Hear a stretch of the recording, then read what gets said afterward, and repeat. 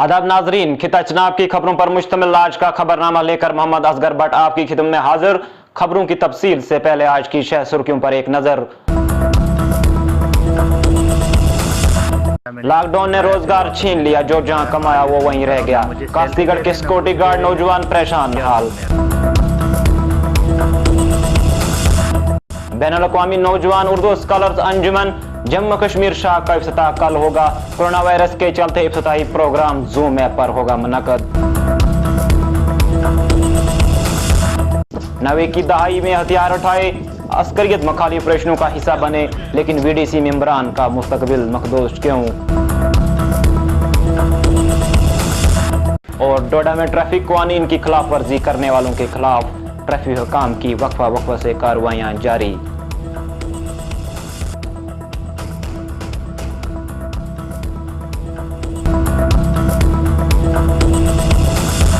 अब पेश है खबरों की तफसील। आलमी सतह पर फैले कोरोना वायरस ने गरीब मजदूर दिहाड़ीदार को भूखमरी के दाने पर खड़ा कर दिया है। कोरोना वायरस और लॉकडाउन ने निजी कंपनियों में काम कर रहे लोगों को बेरोजगार कर दिया है, और जो उन कंपनियों में काम करके कमाया था वो वहीं रह गया। गरीब मजदूर की कमाई देने से कंपनियां, होटल मालकान अब इनकार कर रहे हैं। जिला डोडा की तहसील कास्तीगढ़ के एक नौजवान नरेश कुमार ने चनाब टीवी से बात करते हुए बताया कि वो श्रीनगर के एक हेवन होटल में बतौर सिक्योरिटी गार्ड काम कर रहे थे, और लॉकडाउन नाफिज होने के बाद भी उसी होटल में दीगर साथियों के साथ काम करता रहा, और चंद रोज बाद वहां से छुट्टी कर ली, और जो उनके महीने में वो वापस अपने गांव कास्तीगढ़ पहुंच गया। लेकिन होटल इंतजामिया ने उसको तनख्वाह देने से साफ इनकार कर दिया, जिस वजह से वो माली तौर मुश्किलात से घिरा हुआ है। नरेश कुमार ने होटल के मालिक और मैनेजर से अपील करते हुए कहा कि उसकी बकाया तनख्वाह वागजार की जाए। अगर वो ऐसा करने से इनकार करते हैं तो वो मज़कूरा होटल के खिलाफ कानूनी कार्रवाई करने पर मजबूर हो जाएगा। देखिए हमारे नुमाइंदे हरदेव सिंह की ये रिपोर्ट। मैं हूं हरदेव मनहास। जैसा कि आप सभी जानते हैं कि इस वर्ष 2020 जो चल रहा है, अभी अक्टूबर चल रहा है, इस वर्ष कोरोना वायरस का कहर पूरी दुनिया में रहा, जिसके कारण खासकर गरीब लोगों को इससे काफ़ी परेशानियां उठानी पड़ी। आइए हम इसी विषय पे कोरोना वायरस की वजह से, और जो पीछे कुछ महीने पहले लॉकडाउन रहा, गरीब लोगों को इसका काफ़ी नुकसान उठाना पड़ा, काफ़ी परेशानियां उठानी पड़ी। आइए उन्हीं लोगों से हम जानने की पूरी कोशिश करते हैं कि इन्हें लॉकडाउन के समय और जो ये कोरोना वायरस की वजह से जो परेशानियां सामने आई, उनसे ही जानने की पूरी कोशिश करते हैं कि इन्हें किन परेशानियों का सामना करना पड़ा। जानते हैं इन्हीं से।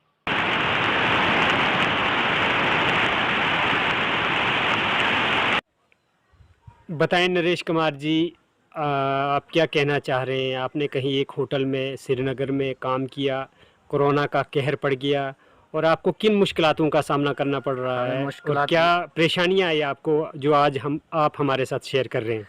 हमें मुश्किलात ये है कि मैं मार्च में गया था श्रीनगर होटल में, हीवन होटल पहलगाम में, सिक्योरिटी गार्ड। जी। वहाँ पे मैंने 4 महीने काम किया, ना मुझे सैलरी दी ना कुछ। जब मैं बोला सैलरी दे दो, वो देने नहीं लगे। उसके बाद जब मैं घर के लिए आया, घर से किराया मैंने लिया, यहाँ से घर से फ़ोन किया और किराया मैंने लाया, फिर वापस मैं घर में आया। आज भी फ़ोन कर रहा हूँ, ना मुझे सैलरी दे रहे हैं ना कुछ दे रहे हैं।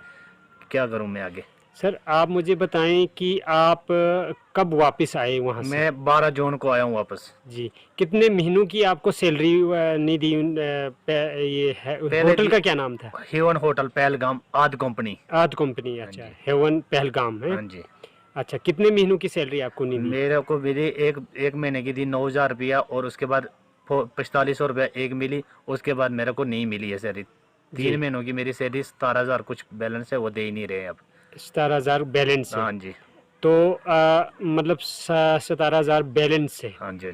आपने क्या उनको फ़ोन पर पूछा कि आप हमारी सैलरी दे दें, आप हमारी मैंने पूछा उनको फ़ोन करके, सैलरी दे दो। बोलने लगा जो करना आपने जो कर लो, हम नहीं देंगे सैलरी आपको। मतलब क्या कारण रहा आपने वहाँ का होटल छोड़ा और आप वापस घर? कारण ये रहा, हमें जब काम करने लगे वहाँ पे हमें सैलरी नहीं देने लगे, तो हमने क्या करना था? पैसों के बिना घर में कैसे परिवार हमें चलाना था जी। इसकी वजह से हमें सैलरी नहीं मिली, तो तभी हम वापस आ गए। मतलब आपने वहाँ पे होटल छोड़ा, वहाँ पे छुट्टी की? हाँ जी। अब आपका कितना बैलेंस है? 17,100 रुपया मेरा बैलेंस है वहाँ पे। जी जी, आप बताएं, आप कितने लोग वापस आए थे? 2 लोग आए थे हम घर के लिए वहाँ से। अच्छा, डिस्ट्रिक्ट डोडा से? हाँ जी, कौन डिस्ट्रिक्ट कौन? चरणजीत सिंह, जी, नरेश कुमार। चरणजीत सिंह और नरेश कुमार। हाँ जी। क्या उनको सैलरी दी, उनको दे दी? नहीं दी, उनको भी नहीं दी है। आपने किन किन वहाँ के जो मुलाजिम थे होटल के, किन किन लोग मुलाजिमों को आपने पूछा? जीएम साहब को मैंने पूछा है वहाँ से, जब आया था घर के लिए तो जीएम साहब एचआर को मैंने पूछा है। मैंने रिजाइन दे के ये लेटर है मेरे पास, वो भी लाया मैंने। कोई छुप के तो नहीं आया हूँ मैं, बोल रहे हैं छुप के जी आप भाग के गए हो। मेरे पास सबूत है, कोई भाग के नहीं गया हूँ, कुछ नहीं। अच्छा, वहाँ पे आपने अटेंडेंस वगैरह जो वो भी है मेरे पास, सब कुछ अटेंडेंस भी है आपके पास, पूरा प्रूफ? पूरा। अब आपका क्या मुतालबा है? अब तालबा यही, हमारी सैलरी दे दें बस। जी, आगे कुछ नहीं। नाम क्या आपका? नरेश कुमार। जी जी, बोले। देखे सर, ये मेरे पास रिजाइन कॉपी भी है पड़ी हुई है, इस पे सारा सबके जीएम के साइन है, एचआर के साइन है, सिक्योरिटी मैनेजर के साइन है, सबके साइन है इस पे, देख सकते हो आप। अगर मैं झूठ बोलता हूँ तो ये चेक करके देख लो।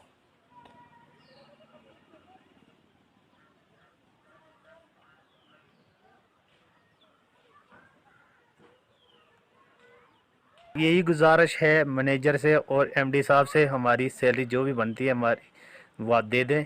हम यही सोचते हैं कि हमें खर्चा कुछ नहीं है, घर में गरीबी है, कहाँ से ना दिहाड़ी है ना कुछ काम काज यहाँ पे है नहीं। कोरोना की वजह से हम घर में बैठे हैं, क्या करना हमने। बैनुल अक़वामी नौजवान उर्दू स्कॉलर्स अंजुमन का क़याम अगस्त 2020 में अमल में लाया गया है। इसका मकसद हिंदुस्तान और हिंदुस्तान के बाहर के उद्बा शोरा को एक प्लेटफार्म पर लाना है, जिसका बुनियादी मकसद नए लिखने वालों की हौसला अफजाई करनी है। इसलिए हर रियासत में अलग अलग शाख कायम की गई है। इस अंजुमन का एक अहम मकसद ये भी है कि इलाकाई अदब को सामने लाया जाए। जिस इलाके और खित्ते में जो कुछ भी लिखा जा रहा हो इसे बरोए कार लाया जाए और बिलखसूस नए कलमकारों को प्लेटफार्म मुहैया कराया जाए। इसके पेश नजर जम्मू और कश्मीर का इफ्तिताई प्रोग्राम 15 अक्टूबर दोपहर 3 बजे मुनक़द होने जा रहा है, जिसकी सदारत मशहूर व मारूफ अदीब व नक़ाद प्रोफेसर कद्दूस जावेद फरमा रहे हैं। मैंने मेहमान खुसूसी के हैसियत से प्रोफेसर आरफा बुशरा और मेहमान एजाजी के हैसियत से आरिफ नकवी जर्मनी से और पंजाबी व उर्दू के अफसानागार खालिद हुसैन शिरकत कर रहे हैं। इस अंजुमन के आला सलाहकार प्रोफेसर असलम जमशीदपुरी अंजुमन के अगराज व मकासिद बयान करेंगे, जबकि इस तकरीब को कामयाब बनाने के लिए प्रोफेसर डॉक्टर रियाज अहमद और डॉक्टर रियाज तौहीदी कश्मीरी, जो अंजुमन के जम्मू कश्मीर शाख के कोऑर्डिनेटर हैं, अहम किरदार अदा किया है। इस प्रोग्राम की नजामत का शर्फ डॉक्टर अख्तर हुसैन आखून सदर शोबा उर्दू डिग्री कॉलेज डोडा को हासिल हो रहा है। जम्मू कश्मीर के मुख्तलिफ अजला में 90 की दहाई में जब मिलिटेंसी अपने अरूज पर थी तो तब की हुकूमत ने सन 1996 में गाँव के अवाम को तहफ़्फ़ुज़ फराहम करने के लिए VDC का क़याम अमल में लाया था। 8 अफराद पर मुश्तमिल इस विलेज डिफेंस कमेटी को हथियार भी फराहम किए गए थे और उनके लिए हुकूमत की तरफ से माहाना तनख्वाह भी शुरू की गई थी। इस 8 रुकनी कमेटी में पहले एक एहलकार को SPO मुकर्रर किया गया था, उसको इस कमेटी का सरबराह भी बनाया गया था और हुकूमत की तरफ से बाकी मेंबरान के लिए तनख्वाह उसी के जरिए तकसीम की जाती थी। विलेज डिफेंस कमेटी एसोसिएशन के अहदेदारान ने डोडा में मीडिया से बात करते हुए हुकूमत से शदीद नाराजगी का इजहार किया और बताया कि हुकूमत VDC मेंबरान की खिदमात को फरामोश कर रही है और कोरोना महामारी के दौरान उनकी माहाना तनख्वाह भी बंद कर दी गई है, जिस वजह से वो शदीद मुश्किलात का शिकार हो रहे हैं। VDC एसोसिएशन के जिला सदर ने मुतालिका हकाम पर इल्जाम आयद करते हुए कहा कि VDC कमेटी के 8 मेंबरान में से 3 को SPOs बनाया गया है और माहाना तनख्वाह भी उन्हीं के खातों में डाली जाती है, लेकिन वो अब तनख्वाह दूसरे मेंबरान में तकसीम नहीं कर रहे हैं। उनके साथ मुसलसल ज्यादती हो रही है, लेकिन पुलिस का कोई भी ऑफिसर उनके मसाइल का ज़ाला करने में संजीदा नहीं है। सिर्फ 3 कमेटी के मेंबरान 18,000 माहाना ले रहे हैं, जबकि दिगर 5 की खुलेआम हक तलफी हो रही है। जगदेव सिंह VDC प्रेसिडेंट डोडा। सर 1996 में जब मिलिटेंसी हाई लेवल पे चल रही थी और सर 1996 से लेकर आज तक VDC अपना शाना बेशाना काम कर रही थी सर, और 2018 में आके VDC के जो SPOs हैं उन्होंने अचानक से तनख्वाह बंद कर दी सर। और सर आज गवर्नमेंट ये कह रही है कि डॉक्टर जतिंदर सिंह साहब ने 2016 में कहा था कि हमने VDC की तनख्वाह दुगनी कर दी है। आज मैं डॉक्टर जतिंदर सिंह साहब को इधर से कहता हूँ, सर आपने दुगनी नहीं, आपने तिगनी कर दी थी, मगर क्या वो सिर्फ 3 लोगों के लिए की थी। आज तक जो 1996 से लेकर 2018 तक जो तनख्वाह मिल रही थी वो किस हिसाब से मिल रही थी, हमें बराबर डिवाइड हो रहा था वो पैसा। मगर आज सर 2018 के बाद ये सर गुंडागर्दी चल रही है एसपीओज की, वो तनख्वाह नहीं दे रहे हैं सर। कई लोगों की सर शादियां तक बेटियों और बहनों की शादियां तक रुक गई हैं सर। वीडीसी के जो मेंबरान हैं उनकी शादियां तक रुक गई हैं सर। और सर जो वीडीसी के जो एसपीओज बनाए गए हैं सर, वो कोई लिखी पढ़ती के हिसाब से नहीं बनाए गए सर। वो या ऐसा कुछ मतलब ऐसी कोई हाइट या नापतोल के वजह से नहीं, वो सर इस वजह से कि 8 आदमी का एक ग्रुप बना और 3 एसपीओ ऊपर से ही इन्होंने उठा लिए। और आज कहते हैं वीडीसी एसपीओ की हमारे हक हकूक़ काटे गए। मैं तो कहता हूँ उनका कोई हक हकूक़ नहीं काटा गया। वो कहते हैं सर कि हमारे जॉब कार्ड काटे गए, जॉब कार्ड कोई कुछ नहीं काटा गया है सर। उनके जो जॉब कार्ड है उनकी मिसेजों के नाम से बने हुए हैं। और हम सर 2 डिमांडें गवर्नमेंट से रखना चाहते हैं। हमारी जो सैलरी 2 साल की पेंडिंग है वो हमें बराबर डिवाइड होनी चाहिए। और सर आगे के लिए जो दर्जा होना चाहिए बराबर का दर्जा होना चाहिए। और नॉन पेबल और पेबल वीडीसी को हर एक को तनख्वाह मिलनी चाहिए। सर मेरा नाम शांति भूषण शर्मा है, मैं state union president VDC association का। सर देखिए इस वक्त कोविड-19 का दौर चल रहा है। मुतालबा तो हमारे बहुत ज़्यादा हैं। मुतालबा तो हमारे ये हैं कि जैसे एसपीओज़ को बाकायदा उन्होंने एसपीओज़ डेजिग्नेट कर दिया है, सभी वीडीसी मेंबर्स जो हैं वो एसपीओज़ के बराबर हों। चाहे वो सैलरी एसपीओज़ की काट के हमें बराबर दे दी जाए या फिर हमें 18,000 देकर हमें भी एसपीओ बना दिया जाए। वो जैसे भी गवर्नमेंट की मर्ज़ी है वो वैसे करे। लेकिन इस वक्त कोविड-19 का जो दौर गुजर रहा है, इस वक्त हम लोग भूखमरी के शिकार हो चुके हैं और लोगों को घर में आटा चावल तेल के लिए पैसे नहीं है। हम ज़्यादा गवर्नमेंट को ये नहीं कहते हैं कि आप हमें कोई बहुत बड़ी नौकरी दे दो या कोई बहुत बड़ा फंड्स हम हमारे लिए अलाट करो, लेकिन जो पैसा हमें मिल रहा था वो कोविड-19 के दौर में रोकने की क्या वजह है। हम पुलिस एडमिनिस्ट्रेशन से भी ये रिक्वेस्ट करते हैं कि आप इस बात का हमें जवाब दीजिए।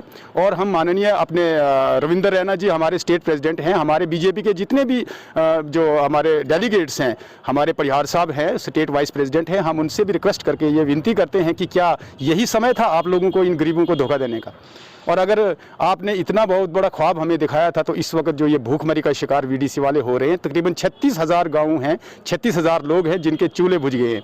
तो मैं ज़्यादा न कुछ कहते हुए पुलिस एडमिनिस्ट्रेशन से भी दोनों हाथ जोड़कर रिक्वेस्ट करता हूं, माननीय लेफ्टिनेंट गवर्नर साहब से रिक्वेस्ट करता हूं और ऑल जे के जो एडमिनिस्ट्रेशन है, गवर्नमेंट एडमिनिस्ट्रेशन है, उनसे रिक्वेस्ट करता हूं और भाजपा सरकार से भी रिक्वेस्ट करता हूं कि वो गरीबों के इस मसले को जल्द अज जल्द हल करें।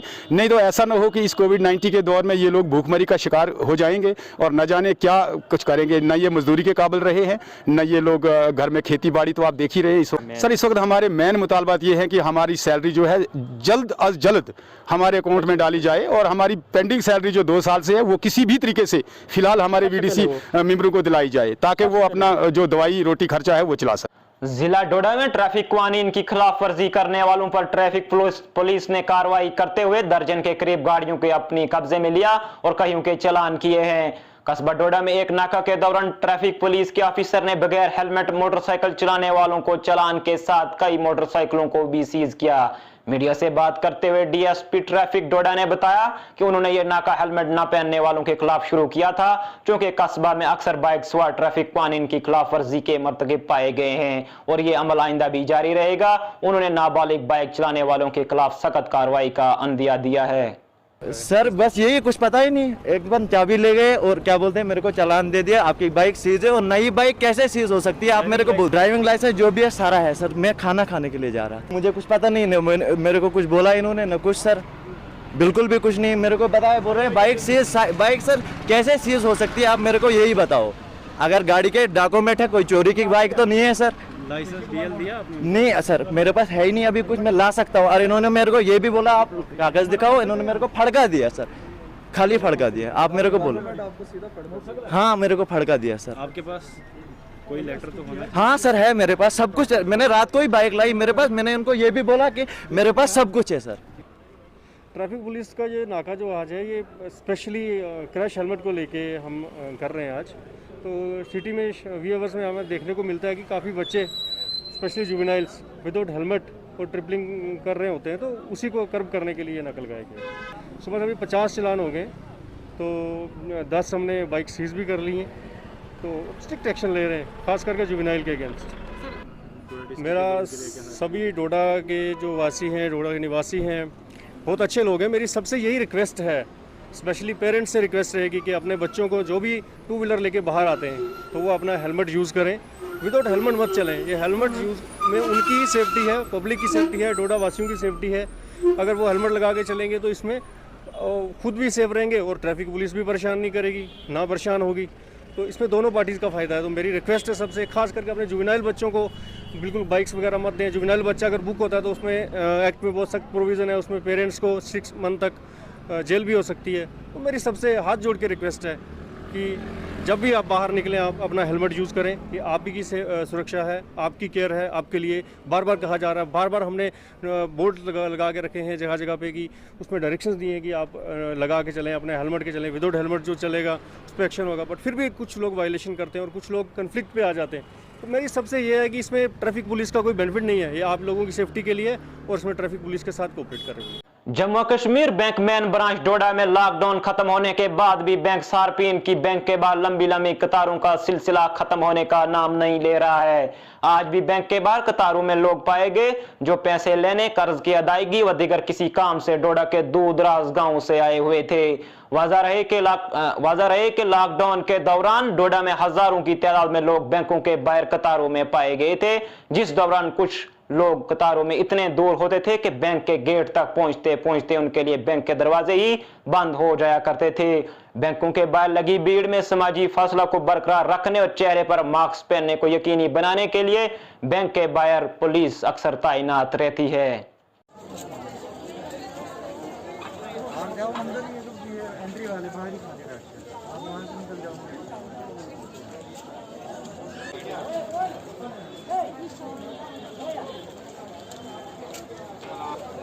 मरकजी हुकूमत की तरफ से जारी आयुष्मान भारत स्कीम के तहत जिला डोडा के तमाम देहात में लोगों के गोल्डन कार्ड बनवाए जा रहे हैं। गोल्डन कार्ड को बनवाने के लिए लोगों की भारी तादाद अपने अंदराज के लिए कतारों में खड़ी पाई गई। गोल्डन कार्ड उन लोगों के लिए ज्यादा मुफीद है जो माली तंगी की वजह से अपना इलाज नहीं करवा सकते थे।